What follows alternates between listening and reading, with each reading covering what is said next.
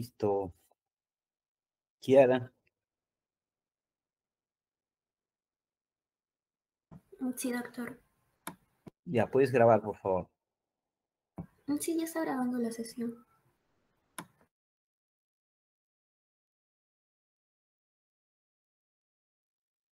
Muy bien.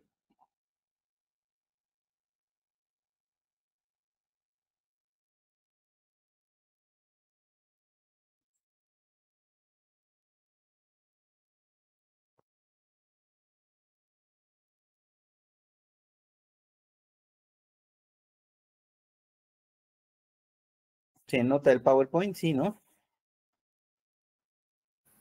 Sí, doctor. Muy bien, el día de hoy vamos a realizar la clase. Hoy día corresponde hacer la semiología de las funciones perceptivas y también las funciones motoras, ¿ya? Vamos a intentar avanzar ambas clases, pero entiendo de que la parte motora la vamos a ver la siguiente clase, que es el próximo martes, ¿ya? Muy bien. Listo. ¿A qué llamamos nosotros funciones perceptivas? Su nombre viene de la percepción, ¿no? O sea, de la captación de un determinado estímulo por nuestro sistema nervioso central, ¿ya? Estas corresponden fundamentalmente a las funciones mentales que incluyen a la comprensión de la esfera relacionada con la ubicación y la concepción del ser humano y su relación con el medio ambiente, ¿no? Para la comprensión de estas funciones mentales debe haber una interacción entre las estructuras corticales de la sustancia gris en la ejecución y planeamiento del movimiento también, ¿no? Dentro de estas funciones perceptivas se han catalogado los procesos de conciencia, memoria, atención, razonamiento y diferentes procesos de percepción llamadas nocias y de ejecución llamados praxias, ¿no? Es decir, cuando se capta un estímulo, lo procesamos, eso se llama la nocia, y cuando ejecutamos una respuesta, que puede ser motora, nosotros hablamos de las praxias. Las funciones mentales, por lo tanto, son producto de la activación de diferentes circuitos neuronales, complicadas interacciones neuronales, pero principalmente que tienen que tener esta característica que se llama la activación cortical, ¿ya? La activación cortical. Por lo tanto, vamos a tener dos segmentos importantes. Primero, que estas se ubican fundamentalmente en la corteza cerebral y la corteza prefrontal, que es el sustrato anatómico de los procesos mentales más complejos. Identificación, el objetivo, el qué. Ahí también se realiza la planificación, el cómo. Y posterior iniciación de la acción, que es el cuándo, ¿no? Esto es el proceso inicial que se da en la corteza cerebral y la corteza prefrontal.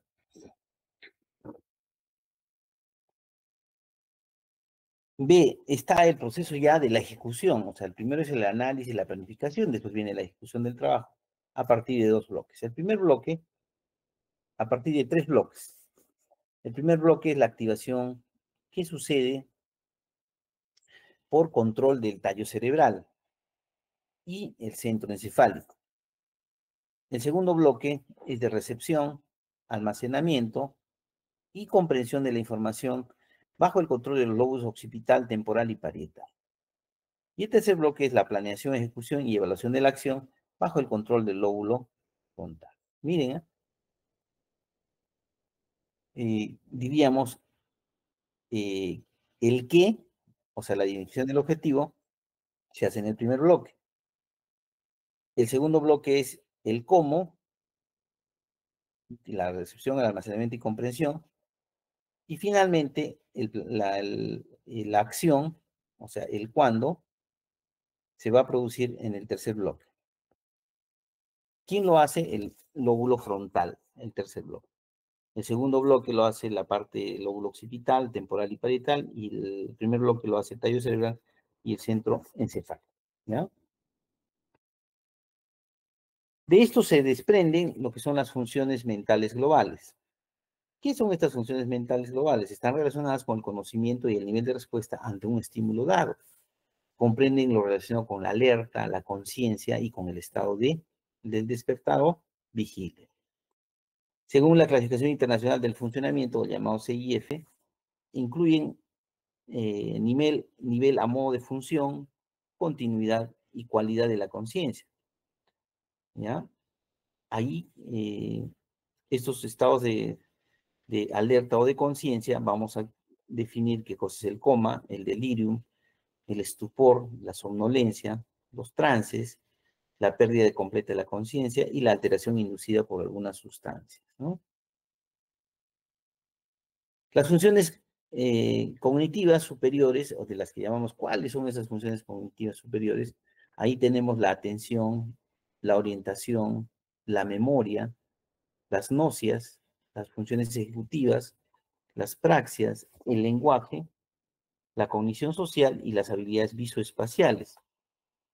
Estas se dan por el normal funcionamiento fundamentalmente del lóbulo frontal con relación a otros lóbulos, incluyendo la toma de decisiones, la abstracción, la planificación y la flexibilidad cognitiva. Y además la capacidad de decidir sobre algunas situaciones que se conoce como el llamado juicio, ¿no? Yo, por ejemplo, tengo que el sábado ayudar a ir a comprar al mercado a mi mamá, ¿no? Porque ella tiene mayor de edad, es mayor de edad. Entonces ya es una decisión mía decir, oye, sí tengo que ir o no tengo que ir, ¿no? Estas a menudo se denominan funciones ejecutorias o ejecutivas. De aquí también se desprende la conciencia, ¿no? ¿Y qué es la conciencia finalmente? La conciencia se refiere al conocimiento propio, al igual que de su entorno que lo rodea, incluyendo a su vez el pensamiento emocional o cognoscitivo y la relación con los diferentes mecanismos del conocimiento previo.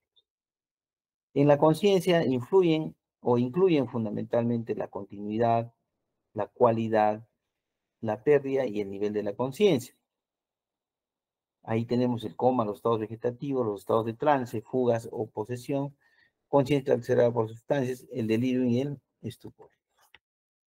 Entonces, determinar el estado de conciencia determina estos estados que acabamos de mencionarlos, por lo que también tenemos que determinar qué cosa es pues, el nivel de conciencia, ¿no?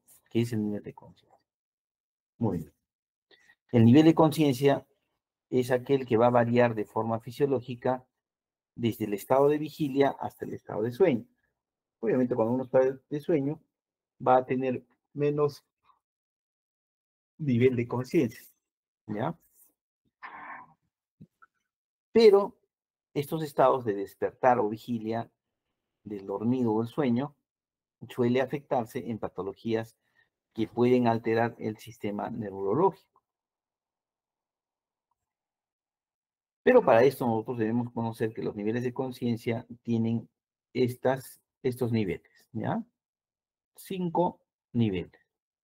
El primer nivel es el nivel de alerta, en el cual la respuesta se da de forma oportuna a los diferentes estímulos.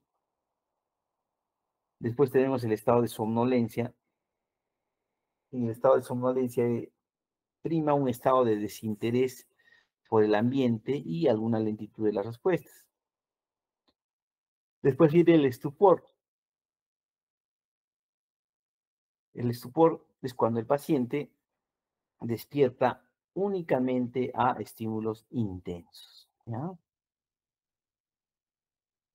Y finalmente vienen los dos estados muy clínicos y que pueden ser considerados los peores estados de conciencia, ¿ya?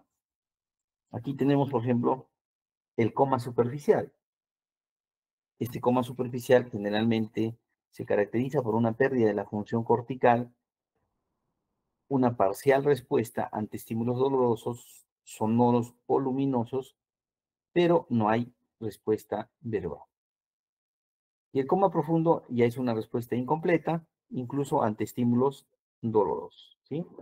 Uno responde al dolor, otro no responde al dolor. Uno no tiene respuesta verbal.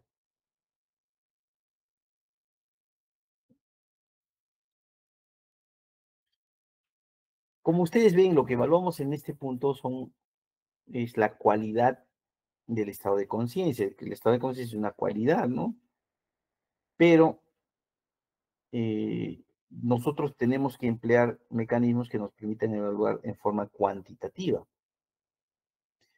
Y eso se hace mediante los diferentes métodos de evaluación de la conciencia. Dentro de lo que destaca fácilmente es la escala de coma de Glasgow. ¿Sí? Esta escala de coma de Glasgow, que ustedes ya la conocen y es más, ya deberían saberla, ¿sí? Comprende una escala que nos permite medir de forma cuantitativa el nivel de conciencia de una persona. El Glasgow utiliza criterios objetivos con un valor numérico, es de uso fácil y puede usarse en diferentes servicios hospitalarios. Por lo tanto, el Glasgow se usa para decidir o justificar ciertos tipos de tratamiento en relación a la gravedad de la lesión. Dos, nos permite comparar diferentes series de lesiones. Y tercero, nos permite predecir el grado de recuperación final esperado. ¿Alguna pregunta hasta aquí?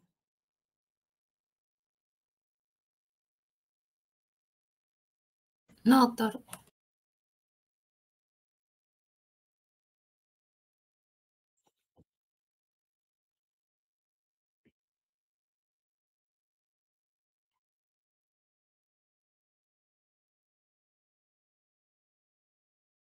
Está claro, ¿no? Sí, doctor.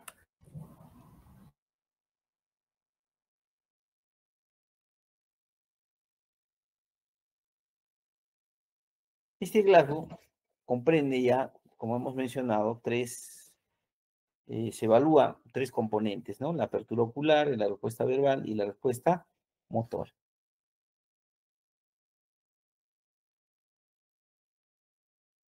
En el caso de, existen ciertas variaciones que podemos encontrar en la evaluación del adulto, del niño y del lactante.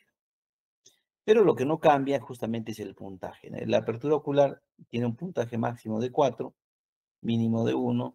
La respuesta verbal máximo de 5, mínimo de 1. Y la respuesta motora de la misma manera, pero tiene un puntaje máximo de 6, ¿ya? Y el puntaje mínimo de 1. En el adulto tenemos ahí puntaje de 4 es espontánea, 3 al estímulo verbal, 2 al estímulo doloroso y ninguna en puntaje de 1. La respuesta verbal, cuando está orientado como nosotros, 5, confuso o desorientado, 4, palabras inapropiadas, 3, sonidos incomprensibles, 2, y ninguna respuesta verbal. Y finalmente el Glasgow 6, puntaje de 6, cuando la persona está lúcida y obedece orden.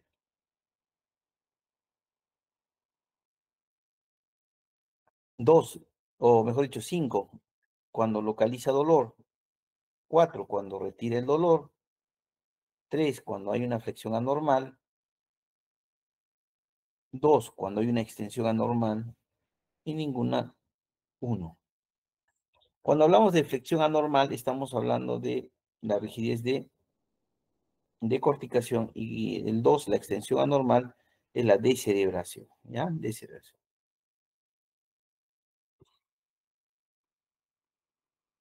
Miren, la persona decortica, hace flexión extensa, una flexión anormal, y que tiene que ver con lesiones que están en los hemisferios cerebrales o en la cápsula interna de la persona.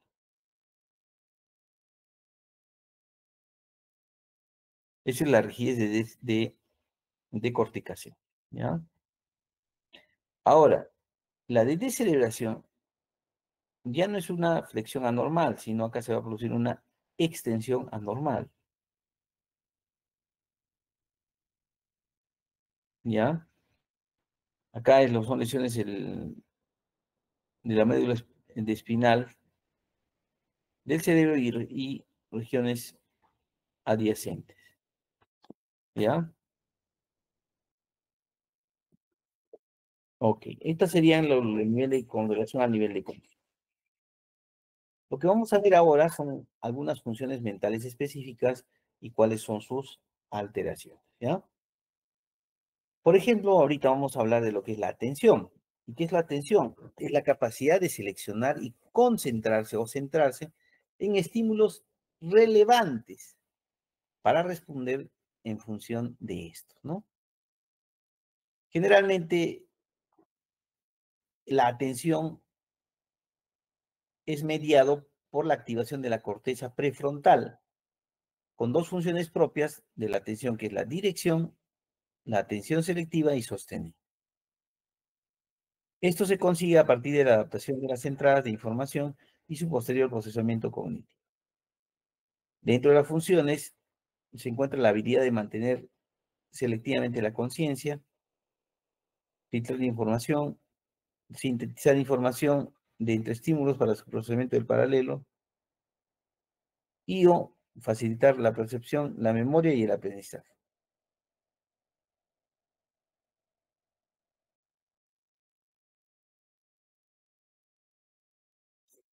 Dentro de sus funciones, ¿ya? Está la habilidad para mantener selectivamente la conciencia, filtrar información, sintetizar información, ¿ya? Facilitar la percepción, la memoria y el aprendizaje. Incluye funciones relacionadas con eh, todas las funciones que tengan que ver con mantener la atención o dirigir la atención hacia determinados estímulos, o en algunos casos dividir la atención. Puedo escuchar y puedo realizar un trabajo, por ejemplo, ¿no? También permite compartir el procesamiento atencional y la concentración.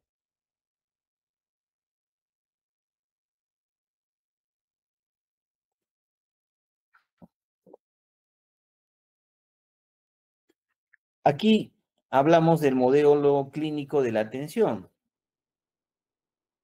Y los modelos clínicos de la atención, acá tenemos el arousal, que se refiere a la respuesta óptima, oportuna ante los diferentes estímulos. La arousal es la que tenemos nosotros. También tenemos la atención focal, que es la capacidad para enfocar la atención de un solo estímulo.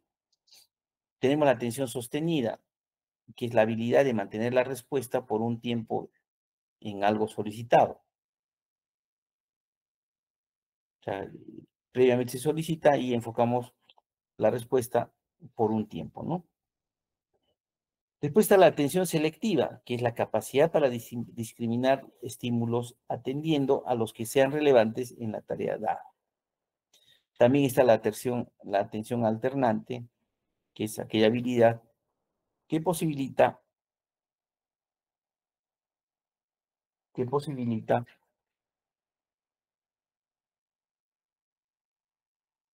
dirigir nuestra atención de un estímulo a otro, según la tarea asignada.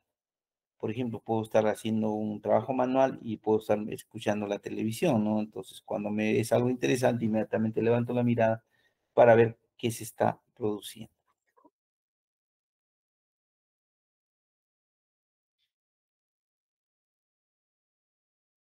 Muy bien. Después de todo esto, hemos hablado de la atención, viene el estado mental. Es otra función cognitiva. En la prueba del estado mental evaluamos la orientación, la memoria, el lenguaje, la atención y el cálculo, entre otros. Dentro de los componentes más relevantes del estado mental se encuentra la evaluación de la memoria. Esta comprende la capacidad para retener acciones pasadas, ya sea de forma visual o auditiva, basada en conexiones sinápticas o, que sucede en el lóbulo temporal, en donde se van a producir de forma mantenida y conservan la capacidad de actualización o funcionamiento posterior.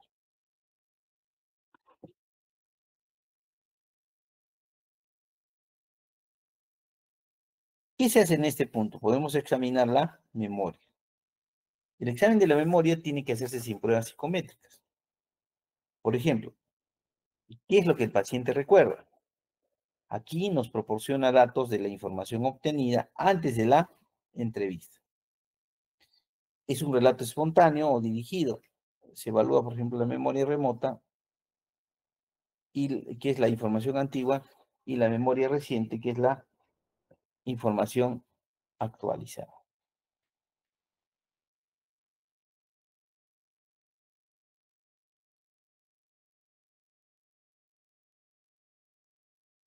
Preguntas.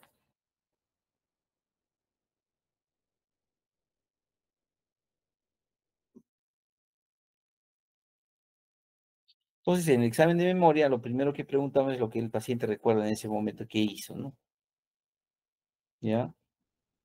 Aquí evaluamos la memoria remota, si se acuerda de lo que hizo previamente, o la reciente, que es la información actual, ¿no? Muy bien. Después también viene otra prueba, que es lo que el paciente reconoce e identifica. Implica información anterior a la entrevista como información suministrada por ella y nos permite evaluar la memoria remota. ¿Qué significa? Identificar, por ejemplo, la foto de un personaje o una moneda. Y la reciente identifica entre varios un objeto que se le acaba de mostrar.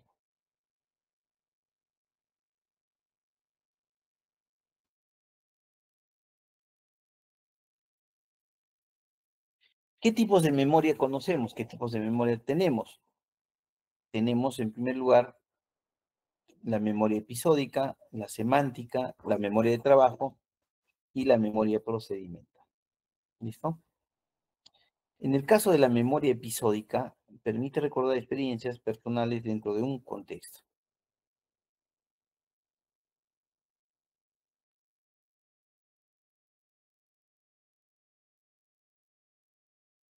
En la memoria episódica, las estructuras implicadas están en el lóbulo temporomediales, está comprometido también el fornix, los cuerpos mamilares, la corteza prefrontal y el núcleo talámico anterior. ¿Ya? Esos tienen que ver con la memoria episódica. Después tiene que ver la memoria semiológica o semántica. Es cuando luego del estímulo,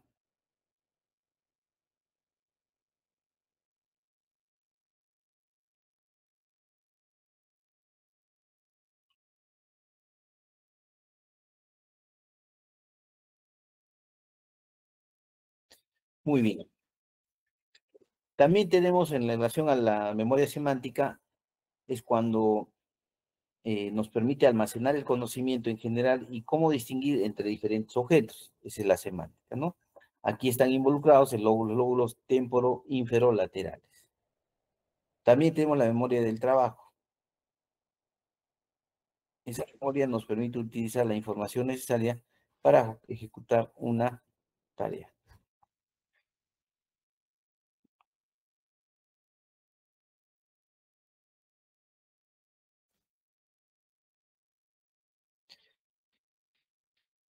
En el caso de la memoria de trabajo está la corteza prefrontal, el área de Broca y el área de Wernicke, cuando es memoria de trabajo.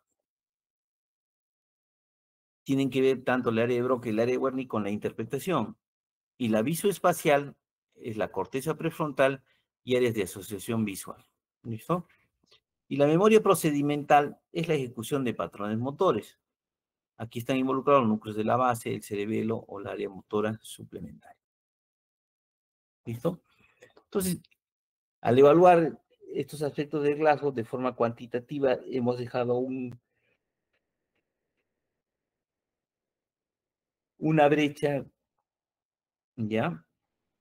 Donde quisiéramos evaluar más con profundidad estas funciones superiores, ¿ya? Entonces, para evaluar cuál es la integridad eh, de estas personas involucradas, ¿sí? Apareció otro nuevo test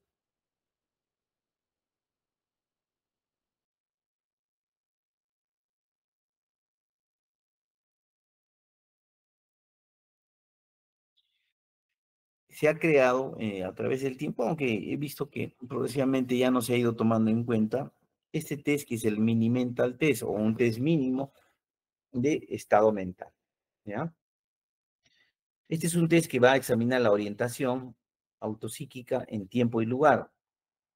Va a examinar la memoria, tanto a corto como a largo plazo, el mantenimiento de la palabra y recuerdo, el lenguaje,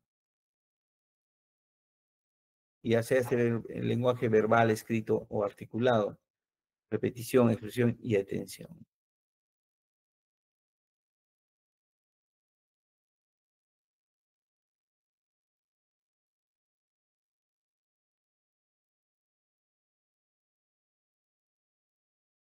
¿Ok?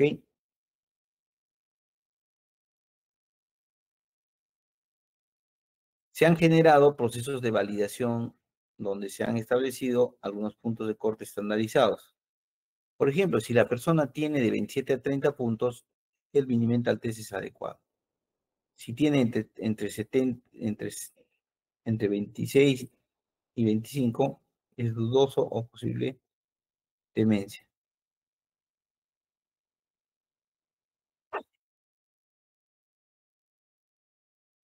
De 25 a 26, dudoso o posible demencia. De 10 a 24, demencia leve a moderada. De 6 a 9, demencia moderada severa. Y de 0 a 6, demencia severa. ¿Qué valores evalúa el mini mental test? La orientación. Son 10 preguntas y cada uno vale un punto. La fecha, mes, año, día actual, además del país, departamento, ciudad, entre otras, donde vive la persona. Después tenemos la fijación. Es la repetición y aprendizaje de una frase y vale 3 puntos. Después viene la atención y cálculo.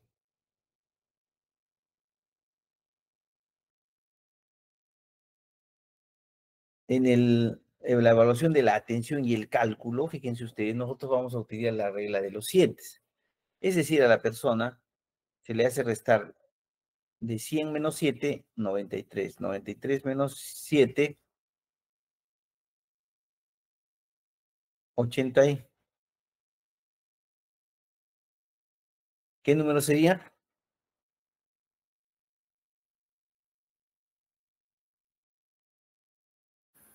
86.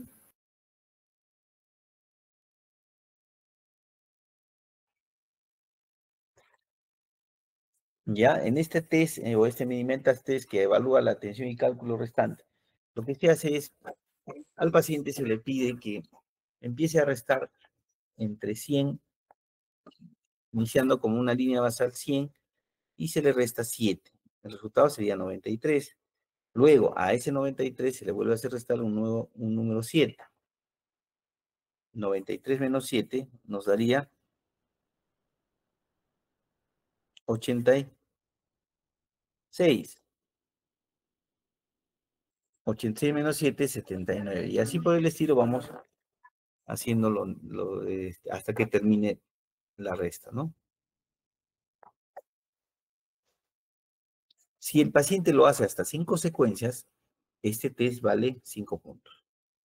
Por cada resultado correcto se va a asignar un punto. Después viene la evocación. Es cuando se le solicita al paciente recordar las palabras que fueron emitidas previamente. Eso también se califica un punto por cada palabra recordada. Después tenemos también el lenguaje. ¿Qué es el lenguaje? Ahí en este punto va a evaluar la denominación, que vale 2 puntos, la repetición, que vale 1 punto, la comprensión, vale 3 puntos, y obedecer la orden, como es decir, o escribir una frase y copiar el diseño, vale 1 punto cada uno. Este es el mini mental test, ¿ya? Que ustedes lo están viendo en su pantalla. Miren, hace muchos años hacíamos nosotros una evaluación. Comprende todos estos puntos que acabamos de señalar y que su principal problema era la ejecución de la prueba, ¿no? Toma un tiempo más o menos considerable solamente para ver el estado mental, ¿no? Por eso es que a través del tiempo se ha dejado de utilizar este famoso mini-mental test. Otra función perceptiva es el lenguaje o las fascias, ¿no? El lenguaje es la capacidad que tiene el ser humano para comunicarse con los demás o para reflexionar consigo mismo, ¿no? Además, el lenguaje puede ser expresado por medio del sonido, que en realidad son o corresponden a signos netamente articulados, ¿no? O también justamente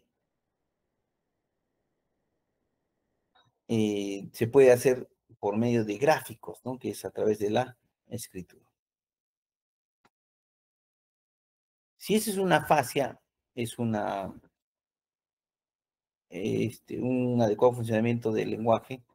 La afasia significa una alteración del lenguaje debido a una lesión cerebral en una persona que anteriormente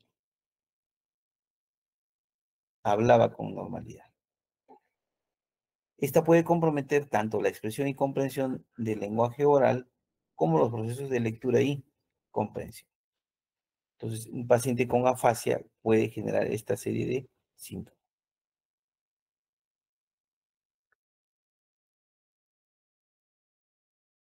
Miren, una vez que evaluamos las afasias, podemos seguir este siguiente algoritmo.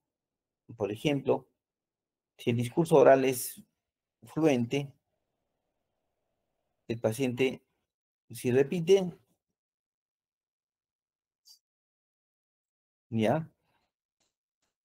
Si repite, hay que preguntarse si comprende y si realmente llega a comprender, nos diría que es una afasia anómica. Si el discurso oral es fluente, repite y comprende, ¿ya? Y al final no lo comprende, hay un trastorno sensorial. Si el discurso oral es correcto, no repite, pero sí comprende, es un tema de conducción. Si es un discurso oral fluente, no repite,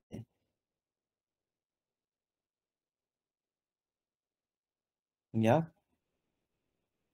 Si comprende es trastorno de conducción, si no comprende es la afasia de Wernicke, ¿ya? Ya saben de dónde sale. Después tenemos,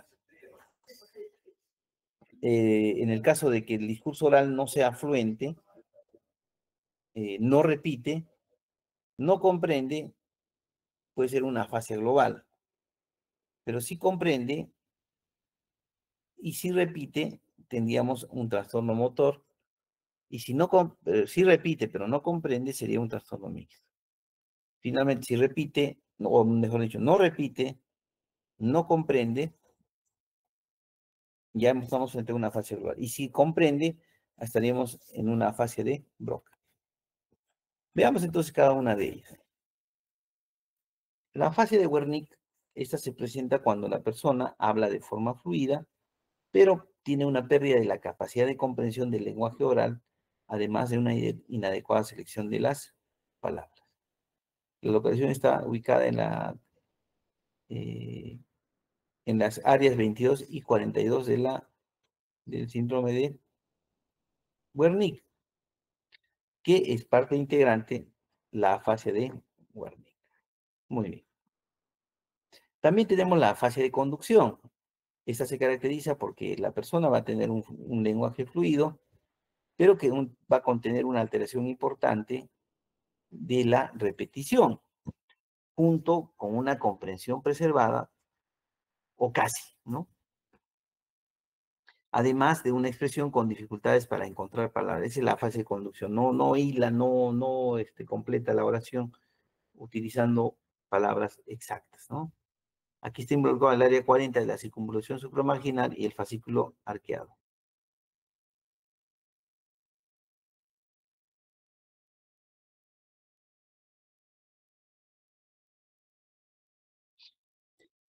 Ahora vamos a hablar de la fase anómica. se caracteriza por la dificultad de encontrar palabras de uso común. O sea, esa persona no puede encontrar estas palabras comunes, ¿no? Comer, dormir, hablar, digamos, escuchar, ¿no? La distinción de esta es que se presenta de forma aislada. Aquí está involucrada la circunvolución angular, el área 39, o el lóbulo temporal, segunda y tercera circunvolución, área 21 y 22.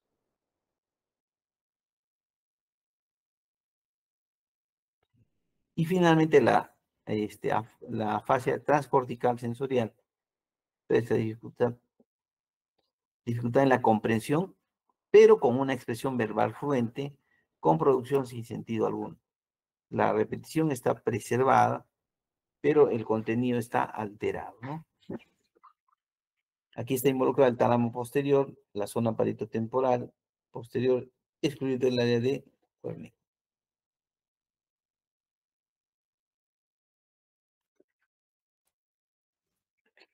También tenemos la fascia de Broca.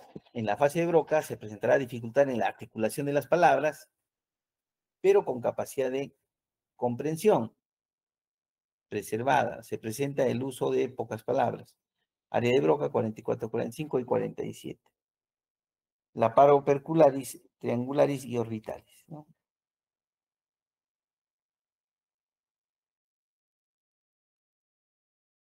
También tenemos la fascia no fluente mixta. Pocas veces supera las 5 palabras del sujeto y la producción de sus oraciones son gramaticalmente incompletas.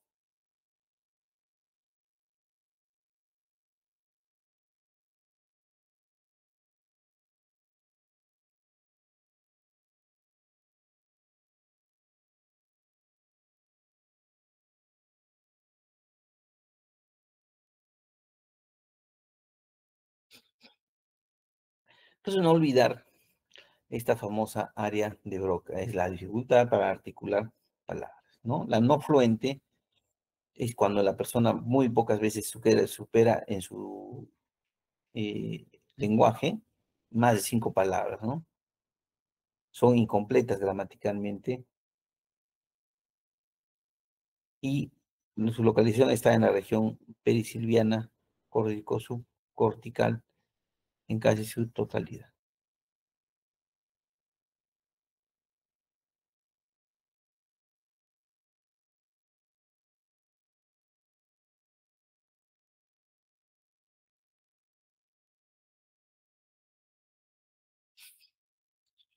Finalmente, tenemos la fascia global.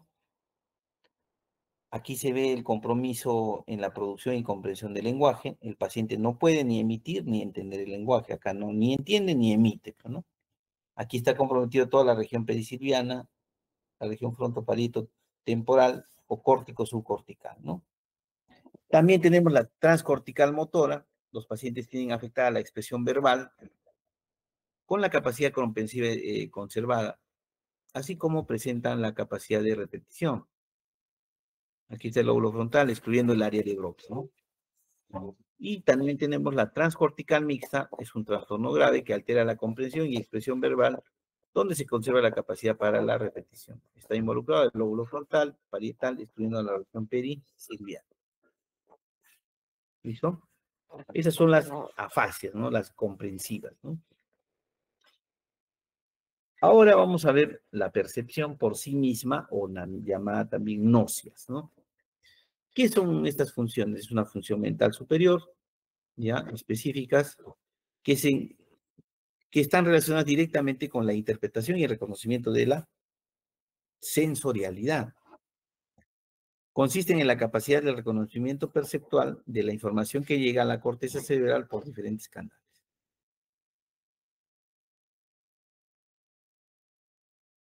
¿Hasta aquí alguna pregunta?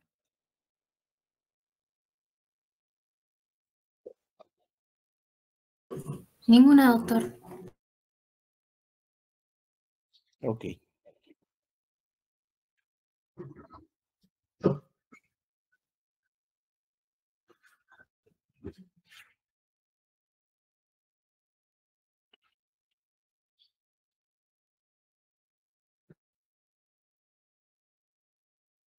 Las principales alteraciones de las gnosis o de la percepción tenemos la agnosia, ¿ya? ¿Qué cosa es la agnosia? Es la incapacidad para reconocer, identificar y discriminar estímulos sensoriales antes conocidos. Por lo tanto, aquí no se va a generar una interpretación o una representación del objeto. A uno le presentamos, por ejemplo, un estetoscopio, no va a saber qué hacer, ¿no? ¿Para qué sirve, no? Le presentamos un papel higiénico, por ejemplo. Le damos una cuchara y un plato de sopa, no sabe qué hacer, ¿no? Eso es una agnosia, incapacidad para reconocer, identificar y discriminar estímulos sensoriales, ¿no? Por lo tanto, no se genera una interpretación o representación del objeto. Dentro de las formas normales, o sea, las nocias, ahí tenemos las visuales, auditivas y táctiles. Dentro de las visuales se pide reconocimiento de caras, de partes propias del cuerpo, dibujo de figuras humanas, y se muestran láminas para el reconocimiento de colores y objetos. Las alteraciones de las nocias tenemos la prosopagnosia. La prosopagnosia es cuando el individuo no llega a reconocer a sus caras familiares, ¿no? Papá, mamá, hijos, ¿no? Tenemos la autotopagnosia. No reconoce ni localiza las partes de su cuerpo. Le dices, a ver, ¿cuál es tu brazo derecho? ¿Cuál es eh, tu rodilla derecha, ¿no? No reconoce o no localiza esos segmentos. Entonces, la alteración de la nocia sería la autotopagnosia. También tenemos la anosognosia. ¿Qué cosa es la anosognosia? Es cuando el individuo no reconoce las partes de su cuerpo o de un hemicuerpo. Acá solamente no reconoce, pero sí puede localizar, ¿no? No reconoce. También está la agnosia al color. Tenemos la acromatopsia y la discromatopsia. La discromatopsia es lo que se presenta en los pacientes con daltonismo.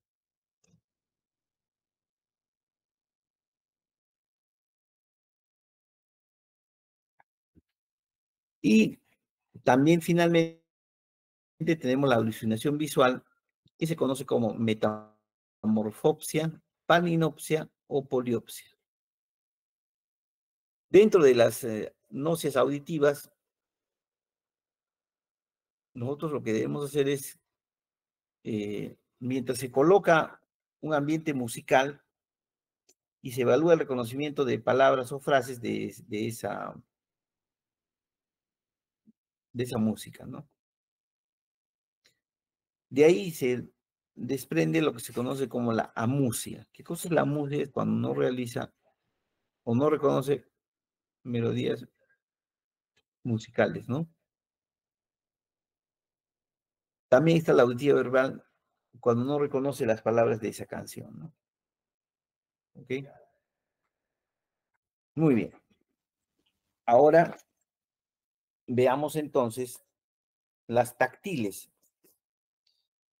Para el examen nosotros pedimos a la persona que esté con los ojos cerrados y le vamos a dar un objeto y le vamos a decir cuál es su forma, el peso y cómo distinguir dos objetos a la vez o el reconocimiento de estímulos en una mano. Ahí vamos a tener lo que es las alteraciones, vamos a evidenciar la asterognosia. La asterognosia es cuando no reconoce el objeto. Le pasamos un cubo, no lo reconoce. Le pasamos una cuchara, no lo reconoce. De ahí viene la amorfognosia. No reconoce el objeto por su forma. También tenemos la avarognosia. No reconoce el peso de los objetos.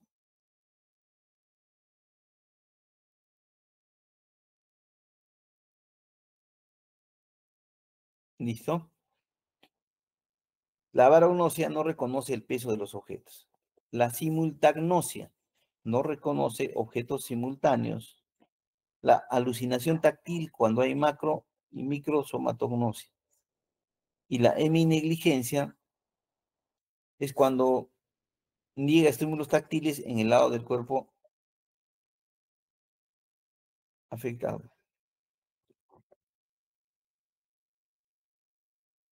Por ejemplo, ahí, ¿qué ¿qué se hace? Por ejemplo, debe reconocer claramente un cepillo dental o descubrir estas láminas que corresponden a...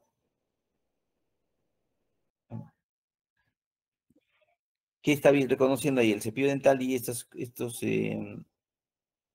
pequeñas losetitas de madera, ¿no? Muy bien. También tenemos las praxias, ¿no? ¿Qué cosas son las praxias? Son habilidades motoras que todo ser humano lo tiene de forma organizada, sincrónica, y que le permite ejercer un plan o alcanzar un objetivo.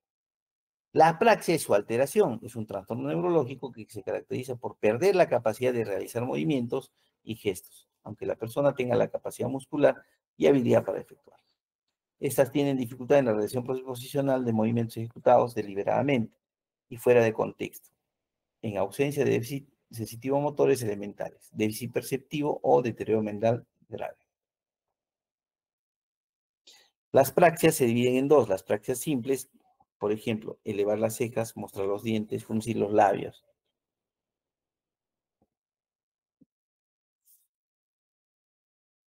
Y las praxias complejas es aquella que integra el uso de objetos o herramientas, tijeras, lápiz, instrumentos, vestido, ¿no?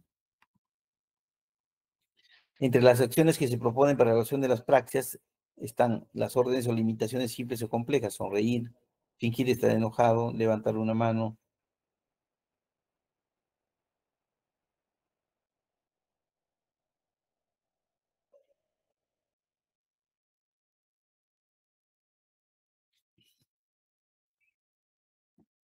¿Qué elementos debemos evaluar durante la praxis? Por ejemplo, órdenes o limitaciones simples o complejas, sonreír, fingir estar enojado, levantar una ceja, inflar los cachetes, ¿ya? También está vestirse, desvestirse, ponerse una camisa, ponerse un pantalón, ponerse las medias, quitarse los zapatos. También está en la secuencialidad en la ejecución de los movimientos, por ejemplo, servir agua en un vaso, prender una linterna, abrir la puerta, preparar café, ¿no? Cuarto, ejecutar transiciones, pasar de un estado pasivo a un estado activo, como es sentarse o pararse, ¿no?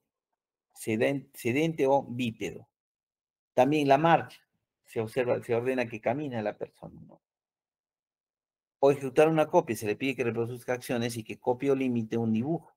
Se puede mostrar láminas con esquemas y que el paciente deba organizar, por ejemplo, los cerillos o fósforo.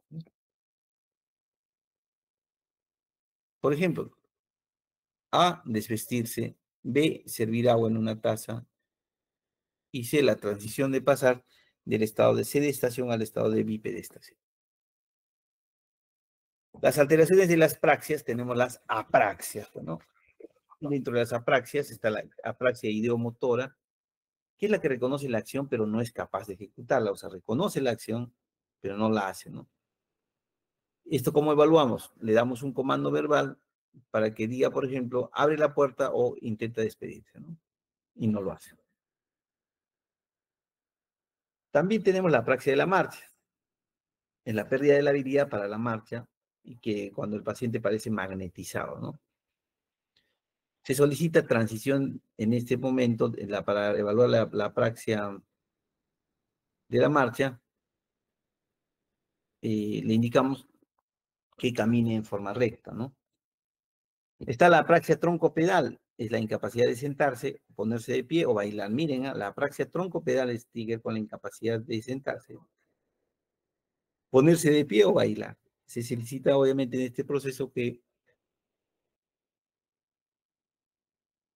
la persona se levante de su asiento, de estar sentada, pase a la posición de pie y secundariamente de estar de pie, que se vuelva a sentar.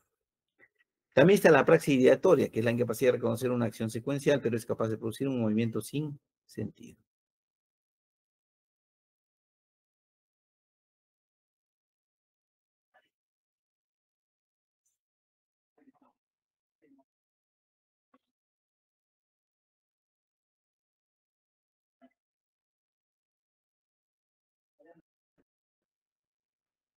También el siguiente es la apraxia ideatoria. Es la incapacidad de reconocer una acción secuencial, pero es capaz de producir movimientos sin sentido, ¿no? Aquí se evalúa mediante, por ejemplo, pedirle que se sirva un vaso de agua, doblar una hoja en blanco y debemos observar cuál es la secuencia. No va a estar doblando, no va a estar doblando primero, ¿ya? Por ejemplo, levante el vaso sin haber servido el agua, ¿no? Eso se llama la apraxia ideatoria, no sabe qué hacer con ese objeto. También está la apraxia orolingofacial, es cuando reconoce el gesto orofacial, pero no es capaz de realizarlo.